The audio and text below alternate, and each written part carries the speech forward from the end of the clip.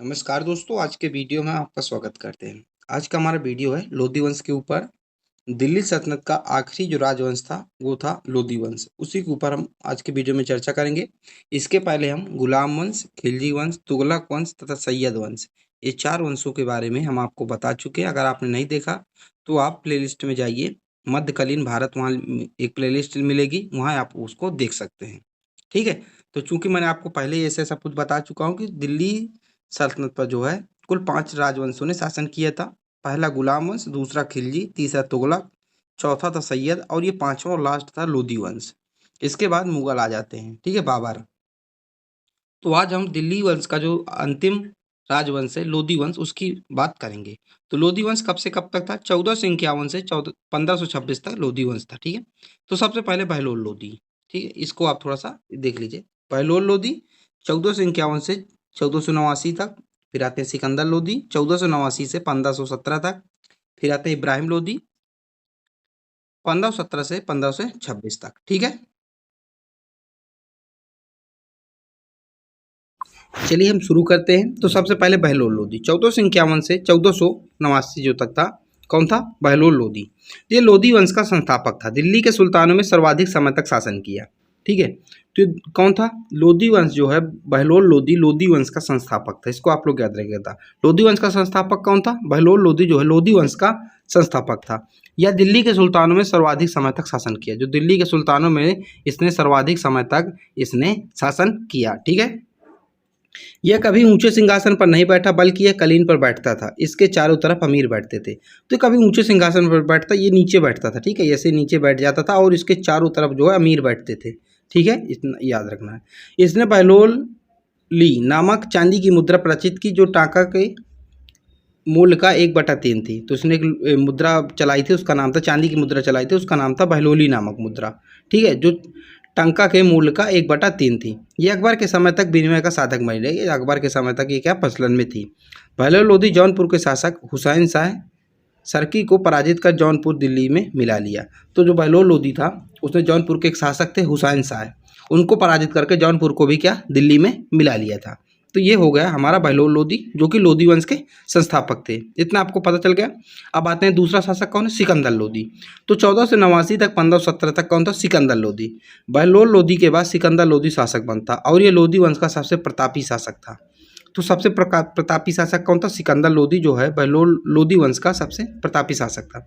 इसके पिता बहलोल लोधी के 9 पुत्र थे और ये तीसरा पुत्र था। तो ये इसके जो पिता थे बहलोल लोधी, जो लोधी वंश का संस्थापक था, टोटल कितने पुत्र थे? 9। और ये कौन सा पुत्र था? ये तीसरा पुत्र था। कौन? सिकंदर लोधी।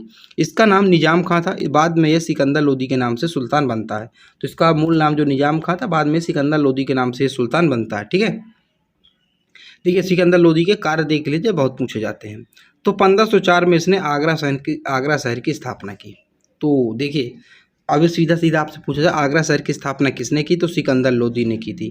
कब किया था? 1504 में इसने आगरा शहर की स्थापना की थी और बाद में आगरा को इसने अपनी राजधानी बना लिया था। ठीक है, इसने कृषि विकास के लिए गजे सिकंदरी नामक प्रमाणिक माप का प्रचलन किया। गजे सिकंदरी जो कि अभी भी प्रचलन में है। गजे सिकंदरी नामक एक भूमि मापन की एक इकाई एक बनाया। ठीक है, सिकंदर लोधी एक लेखक भी था और वह फारसी भाषाओं में कविताएं लिखा करता था। क्या? सिकंदर लोधी क्या था? एक लेखक भी था, जो कि फारसी भाषाओं में अपनी कविताएं लिखा जाता था। आपसे भाषा पूछे किस भाषाओं में लिखता था? फारसी भाषाओं में अपनी कविताएं लिखा करता था। लेकिन वह अपने नाम से कविताएं नहीं लिखता था। उसने कविताएं लिखने के लिए गुलरुखी नामक उपनाम रखा हुआ था। ठीक है, वो अपने नाम से नहीं रखा था, वो एक नाम लिखा करता था गुलरुखी। इस नाम से वो क्या किया करता था? अपनी कविताएं लिखा करता था। ठीक है, उसने अपना कभी नाम वहाँ जिक्र नहीं किया उन कविताओं में, जो कि फारसी भाषाओं में लिखा करता था। अगला है, वह हिंदू धर्म तथा इस्लाम धर्म दोनों को एक नज़रों से देखा करता था। उसके नज़रों की दृष्टि से ना कि इस्लाम धर्म छोटा बड़ा था, ना हिंदू धर्म छोटा बड़ा था। वह दोनों धर्मों को एक समान दृष्टि से देखा करता था। ठीक है, और जिस भी धर्म में हुआ उसे अच्छा कार्य नहीं लगता था, वह उस पर प्रतिबंध लगा देता। चाहे हिंदू धर्म में अच्छा कोई काम अगर नहीं लगता था उसको कि ये सही नहीं है, ये इस्लाम धर्म में इसको लगता था कि कार्य सही नहीं, उसको क्या करता था? प्रतिबंध लगा देता था। या फिर इसको ऐसा लगता था कि इस धर्म में ऐसा होना चाहिए, तो वो ऐसा कर दिया करता था। ठीक है, दोनों अपनी समान दृष्टि से देखा करता था। ठीक है, अब आता है इब्राहिम लोधी, जो अंतिम शासक था। ठीक है, 1517 से 1526 तक। ठीक है। 1526 देख के कुछ आपको डेट याद आ रही है? 1526 यानी कि पानीपत का प्रथम युद्ध 1526। तो इब्राहिम लोदी दिल्ली सल्तनत का लोदी वंश का अंतिम शासक था। देखिए, इब्राहिम लोदी जो दिल्ली सल्तनत का तथा लोदी वंश का अंतिम शासक था इब्राहिम लोदी। 1518 में खतौली का युद्ध हुआ, जिसमें इब्राहिम लोदी का सामना राणा सांगा से हुआ और इस युद्ध में राणा सांगा की विजय हुई। तो जो 1518 में खतौली का युद्ध हुआ था, कहाँ का खतौली का युद्ध हुआ था, किसके साथ बीच हुआ था? राणा सांगा के बीच हुआ था, जिसमें राणा सांगा की क्या हुई? विजय हुई थी। इब्राहिम लोदी इसमें हार गया था। ठीक है। अगला पॉइंट है, इब्राहिम लोदी के चाचा आलम खां और पंजाब के शासक दौलत खां दोनों ने मिलकर बाबर को इब्राहिम लोदी से युद्ध करने का निमंत्रण भेजा। तो इब्राहिम लोदी के चाचा का नाम था आलम खां और पंजाब के शासक थे दौलत खां। इन्होंने दोनों ने मिलकर सलाह बनाया कि इब्राहिम लोदी क्या है, मजबूत शासक है, हम लोग इसको नहीं हरा पाएंगे। तो उसने बाबर को निमंत्रण भेजा कि आप इब्राहिम लोदी को हराओ। उन्हें बाबर को क्या भेजा? निमंत्रण भेजा। ये जो इब्राहिम लोदी के चाचा थे आलम खां और पंजाब के शासक दौलत खां, इनको लगा कि बाबर आएगा, वो भी पराक्रमी है, ये हराएगा और यहाँ शासन नहीं करेगा, चला जाएगा, तो हम लोग शासन करेंगे। इब्राहिम लोदी को हरा देगा, हम लोग शासन करेंगे। लेकिन बाबर ने क्या किया? आया 1526 में पानीपत का प्रथम युद्ध हुआ, बाबर लड़ा और क्या हुआ? वो जीत गया, बाबर जीत गया और फिर वह बाबर जो है यहीं शासन करने लगा, शासक यहाँ का बन गया वो। फिर यहीं से जब मुगल की स्थापना हो गई, तो हुआ उल्टा जैसे इन लोगों ने सोचा था। तो मैंने आपको बताया इब्राहिम लोदी के जो चाचा थे आलम खां और पंजाब के शासक दौलत खां ने दोनों ने मिलकर बाबर को यहाँ इब्राहिम लोदी से युद्ध करने के लिए निमंत्रण भेजा था। अगला पॉइंट है हमारा, बाबर ने भारत में 21 अप्रैल, ये डेट याद रखिएगा, 21 अप्रैल 1526 को प्रथम पानीपत का युद्ध लड़ा।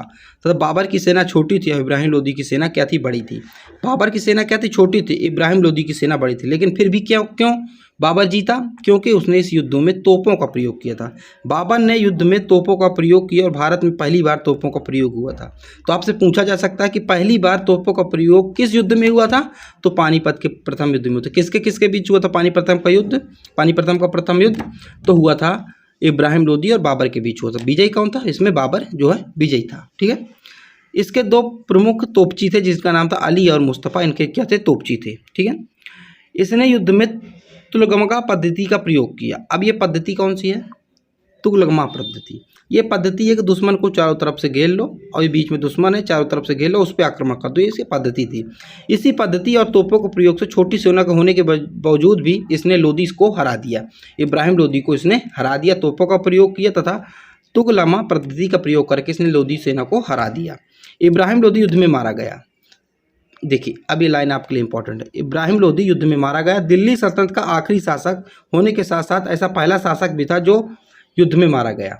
तो दिल्ली सल्तनत का मात्र एक ऐसा शासक युद्ध में मारा गया, वो कौन था? इब्राहिम लोदी था। आपको याद रखना, जो युद्ध में मारा गया कौन था? इब्राहिम लोदी था। इसको आप लोग याद रखिएगा, इंपॉर्टेंट बन जाता है। ठीक है। दिल्ली सल्तनत का संपूर्ण खात्मा हो जाता है और इसके साथ भारत में मुगल शासकों का दौरा शुरू हो जाता है।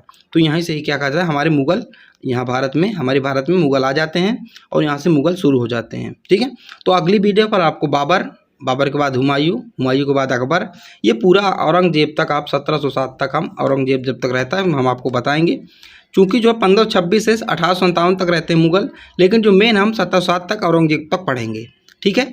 तो मैंने आपको मध्यकालीन जो भारत था, जो दिल्ली सल्तनत था, दिल्ली सल्तनत के जो 5 राजवंश थे, गुलाम, खिलजी, तुगलक, सैयद, लोदी, ये पांचों मैंने आपको बता दिया। अगर आपने नहीं देखा तो आप वीडियो में जाके प्लेलिस्ट में देख लीजिए, ये मैंने पांचों करा दिया है। अब हम मुगल के बारे में बताएंगे, इसके बारे में हम बाबर, हुमायूं के बारे में अगली वीडियो हम आपके सामने लेकर तुरंत आएंगे।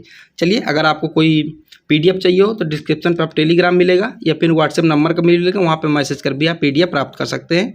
ठीक है। आप अपनी फीडबैक जरूर दीजिए कि आपको समझ में आ रहा है कि आपको क्या सुधार करने की ज़रूरत है। चलिए, मिलते हैं अगली वीडियो पर। जब तक के लिए जय हिंद, जय भारत।